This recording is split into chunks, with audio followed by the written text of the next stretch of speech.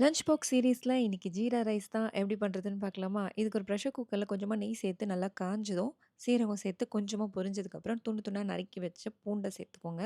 பூண்டு சேர்த்ததுக்கப்புறமா கொத்தமல்லி சேர்த்து வதக்கி விடுங்க. ஒரு 5, 6 கேஷ்யூ நட் சேர்த்துட்டு அது பொரிஞ்சதுக்கப்புறமா நம்ம வந்து ஒரே ஒரு பச்சை மிளகா சின்னதா சேர்க்குறேன் நான் குழந்தைக்கு செய்றதுனால. கொஞ்சம் பெரிய பசங்கன்னா நீங்க ஒரு 1/2 பச்சை மிளகா கூட சேர்த்துக்கலாம்.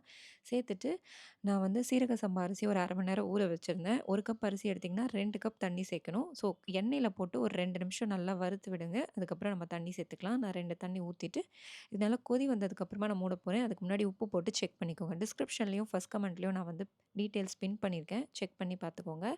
அதுக்கப்புறம் இத ஒரு கொதி வரட்டும். அதுக்கப்புறம் நம்ம வந்து ப்ரெஷர் குக்கர மூடி போட்டு விசில் வச்சு ஒரு 2 விசில் வச்சு எடுத்தீங்கன்னா, நல்லா விசில் ஆறுனதுக்கப்புறம் எடுங்க. சூப்பரா ரெடி ஆயிடும். செஞ்சு பார்த்துட்டு எப்படி வந்திருக்கு அப்படின்னு வந்து கமெண்ட் பண்ணுங்க. அப்பதான் நெறைய பேருக்கு யூஸ்ஃபுல்லா இருக்கும்.